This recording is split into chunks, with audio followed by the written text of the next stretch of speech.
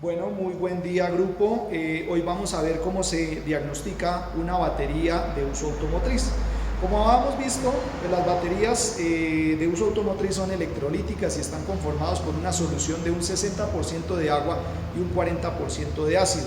Es muy importante tener en cuenta que este ácido es supremamente peligroso y por lo tanto debemos acompañarlo del uso de gafas y del uso de guantes, especialmente de nitrilo, que son resistentes a este tipo de ácidos. Este ácido es tan fuerte que nos puede causar lesiones muy graves de la piel y en los ojos particularmente. Entonces, guantes y gafas, por favor. Bien, lo primero que debemos tener en cuenta al diagnosticar una batería es el estado externo. Una inspección visual consiste en verificar si la caja tiene algún tipo de abolladuras o, por ejemplo, en este caso, una ligera inflamación causada muchas veces por el calor. Esto no solamente obedece a fallas de fabricación, sino a problemas incluso en el sistema de carga. Un sobrevoltaje en el alternador, ocasionado por el alternador o el sistema de carga, puede ocasionar este tipo de defectos que se producen y son evidentes por sobrecalentamiento. ¿Bien?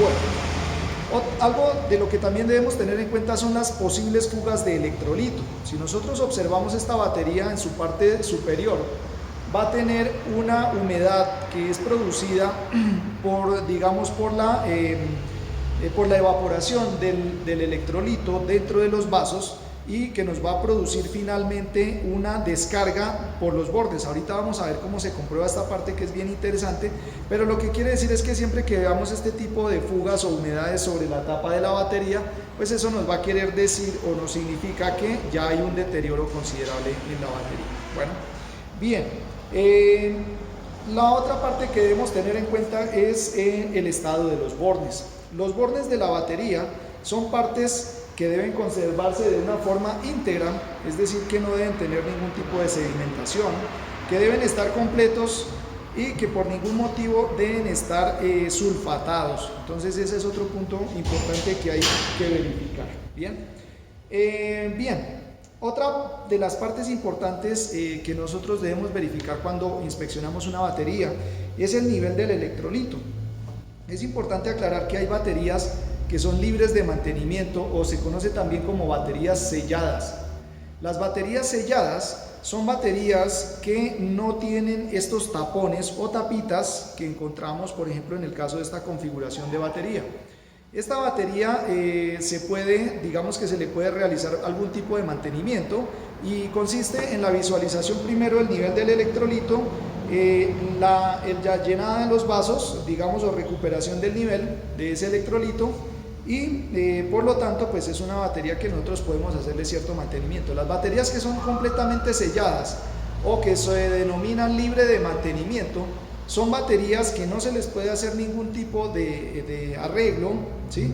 Debido a que son completamente selladas, no tenemos acceso a sus vasos. Bien, bueno, visualmente ya pudimos ver en qué consiste la inspección de la batería, ¿sí? Ahora vamos a saber realmente en qué condiciones eléctricas se encuentra. Lo primero que debemos hacer es iniciar por tomar la tensión nominal. Esta es una prueba que se hace a través del multímetro. El multímetro, instrumento de medición eléctrica para diferentes propiedades como continuidad, resistencia, tensión, intensidad y otras medidas que usamos en el ámbito automotriz. Para este caso vamos a utilizar la escala de 20 voltios de corriente continua. Entonces vamos a ubicar acá el multímetro para que podamos ver y vamos a hacer una prueba de tensión nominal. ¿En qué consiste esto? Vamos a mirar la tensión que en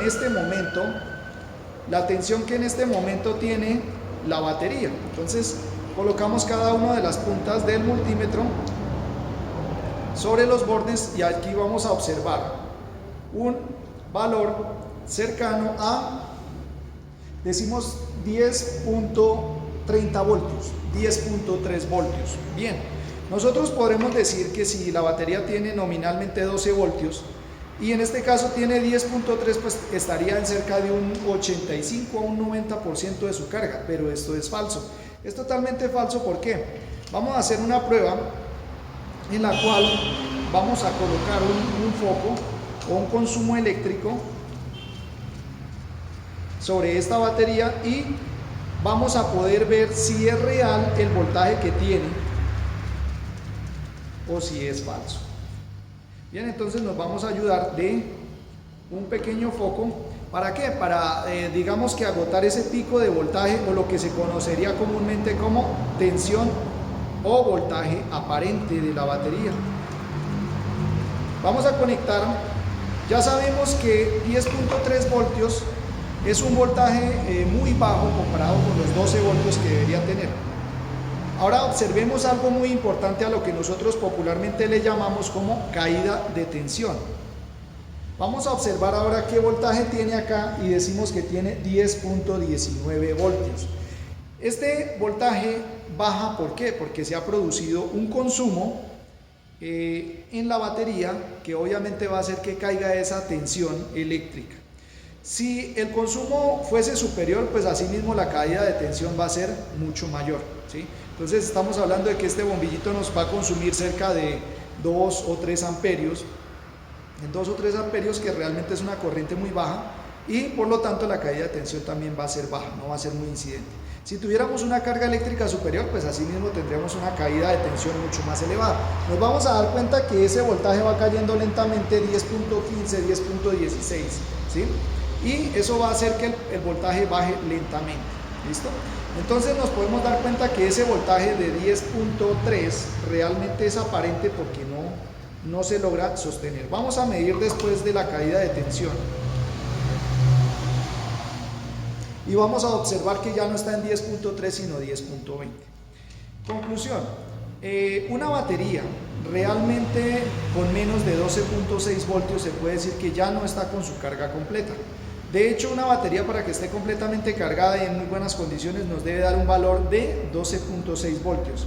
Con mediciones por debajo de los 12.4 podemos decir que está a carga media, y definitivamente por debajo de los 12 voltios podemos decir que esa batería está descargada.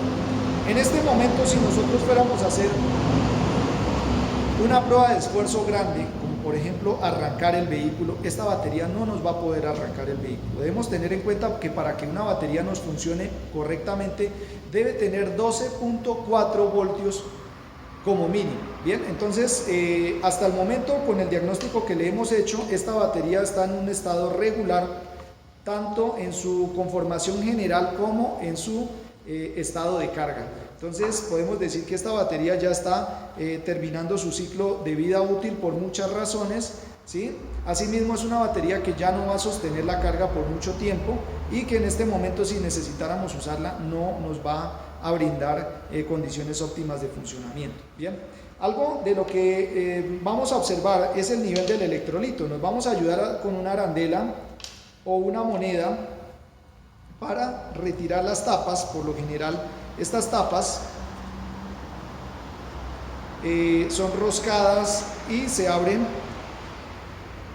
se pueden abrir con una moneda o una arandela. En algunas ocasiones son tapones directamente de presión, ¿sí? Entonces vamos a encontrar 6 vasos o 6 elementos en los cuales cada uno está en disposición de suministrar 2.1 voltios, razón por la cual la batería completamente cargada debe arrojarnos un valor total de 12.6 voltios, no de 12 sino de 12.6 voltios. Voltajes por encima de los 12.6 voltios indicarán digamos un voltaje aparente, o en muchas ocasiones de pronto un sobrevoltaje. Se admite hasta 12.8 voltios en un estado normal. Sin embargo, pueden haber baterías por encima de los 13 voltios. Hay que ponerle cuidado a esta parte, porque en estos casos en los que una batería, encontremos en una batería más de 13 voltios, podemos estar hablando de una sobrecarga o un sobrevoltaje recibido por la batería.